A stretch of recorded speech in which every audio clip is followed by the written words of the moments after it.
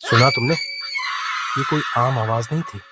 ऐसी डरावनी कहानियां सुनने के लिए एएफ शैडोज को सब्सक्राइब करो, वरना अगली कहानी शायद तुम्हारी हो। रात का अंधेरा पूरे शहर को निगल चुका था। सड़कें सूनी थीं, बस हवाओं की चीख सुनाई दे रही थी। शहर से कुछ दूर एक वीरान इलाके में एक पुराना स्कूल खड़ा था, श्री दत्त हाई स्कूल। कभी यहां बच्चों की हंसी गूंजती थी, अब वहां सिर्फ दीवारों पर उगी फफूंदी और जालों की खामोशी थी।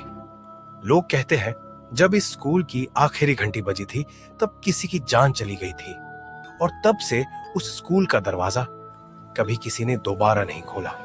उस रात बारिश हो रही थी, बिजली चमक रही थी और हवाएं टूटी हुई खिड़कियों से टकराकर अजीब सी आवाजें पैदा कर रही थी, जैसे कोई अंदर छिपा हो और बाहर वालों को वहां आने से रोक रहा हो।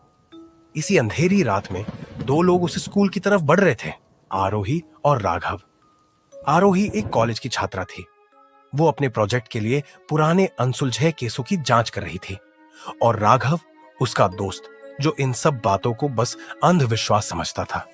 पर उस रात उसे यकीन हो गया कि हर कहानी में थोड़ा सच जरूर होता है। स्कूल के गेट के सामने पहुंचकर राघव ने कहा, आरोही, ये सब बेकार की बातें हैं, यहां कुछ नहीं है। आरोही ने धीमे से जवाब दिया, मेरी मां यहां पढ़ती थी राघव। उन्होंने कहा था रात को इस स्कूल से किसी लड़की की चीखें आती हैं। राघव हंस पड़ा, लोगों की बातें हैं, हवा में आवाजें गूंजती हैं, बस। लेकिन तभी वो पुराना लोहे का दरवाजा अपने आप खुल गया, जैसे किसी ने उन्हें भीतर आने का निमंत्रण दिया हो। अंदर घुप अंधेरा था। उनकी टॉर्च की रोशनी धूल और मकड़ी के जालों में उलझ रही थी। दीवारों पर बच्चों की पुरानी ड्राइंग्स थीं, जो अब डरावने चेहरों जैसी लग रही थी। हर कदम के साथ फर्श चरमराता, जैसे वो स्कूल अब भी जिंदा हो, हर घुसपैठिए को महसूस कर रहा हो। अचानक पीछे से आवाज आई, कदमों की, धीमे भारी थरथराते हुए। दोनों ने पलट कर देखा। एक बूढ़ा आदमी लालटेन लिए खड़ा था। उसके चेहरे पर झुर्रियां थी, आंखों में डर और थकान। वो बोला, यहां रात में रुकना ठीक नहीं है। वो अब भी नाराज है। राघव ने झुंझलाकर पूछा, कौन नाराज है बाबा? बूढ़े ने बस इतना कहा, वो जिसने आखिरी बार घंटी बजाई थी।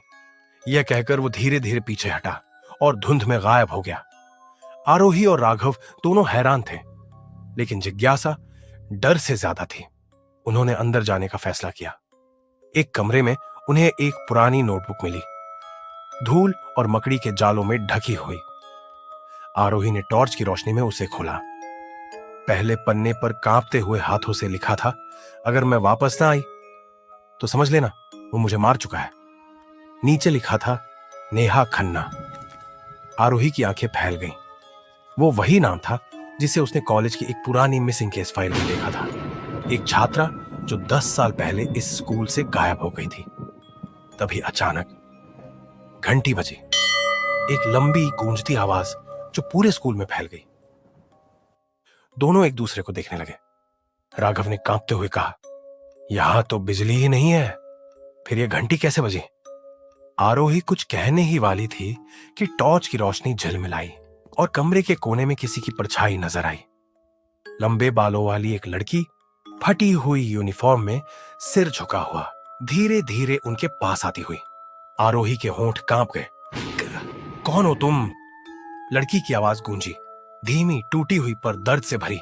क्या तुम सच्चाई जानना चाहती हो, आरोही? राघव चीखा, कौन है वहां? आवाज फिर आई, मैं वो हूं जिसे इंसाफ नहीं मिला। और तभी कमरे में तूफान समझ गया। कुर्सियां गिरने लगी, ब्लैक बोर्ड अपने आप कांपने लगा और घंटी लगातार बजती रही, बार बार और तेज। अचानक आरोही की आंखों के सामने सब घूमने लगा। वो अब 10 साल पीछे पहुंच चुकी थी। वही क्लासरूम, वही दीवारें, और वहां एक लड़की और उसका टीचर। लड़की थी नेहा खन्ना। वो चिल्ला रही थी, सर, ये स्कूल के पैसे चोरी करना गलत है। उसका टीचर, मिस्टर खन्ना, हाँ वही नाम, गुस्से में बोला, अगर तूने किसी को बताया तो तेरा करियर खत्म कर दूंगा। नेहा पीछे हट गई, लेकिन उसने रिकॉर्डिंग शुरू कर दी। खन्ना ने उसका मोबाइल छीनने की कोशिश की और गुस्से में उसे जोर से धक्का दे दिया। वो पीछे गिरी, सिर ब्लैकबोर्ड से टकराया और सब खत्म। उस पल स्कूल की घंटी अपने आप बज उठी। पूरे स्कूल में सन्नाटा छा गया। दरवाजे के पीछे वही बूढ़ा चौकीदार सब कुछ देख रहा था, लेकिन डर के मारे उसने किसी से कुछ नहीं कहा। सालों तक चुप रहा और अब उसी की खामोशी उसे यहां बांधे हुए थी। आरोही की चेतना लौटी, वो फिर से वर्तमान में थी। उसके सामने वही बूढ़ा आदमी खड़ा था, पीछे नेहा की आत्मा। उसकी आंखें लाल थीं, बाल हवा में उड़ रहे थे। वो धीमे से बोली, तुमने देखा था सब कुछ, फिर भी चुप रहे। अब तेरी खामोशी ही तेरी सजा बनेगी।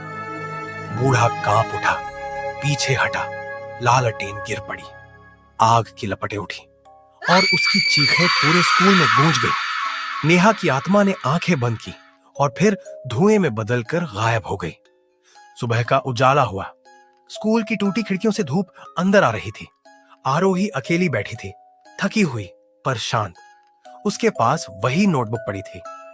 अब उसके आखिरी पन्ने पर एक नई लाइन लिखी थी, अब इंसाफ हो गया। राघव कहीं नहीं था, सिर्फ उसकी टूटी टॉर्च जमीन पर पड़ी थी। आरोही ने पीछे मुड़कर देखा, घंटी अब भी झूल रही थी, लेकिन उसमें कोई आवाज नहीं थी। वो धीरे धीरे बाहर चली गई। पीछे बस हवा की सिसकियां रह गई और धूल में दबी वो याद जिसे स्कूल की आखिरी घंटी हर रात जगाती है।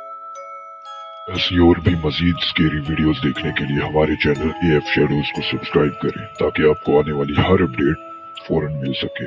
शुक्रिया।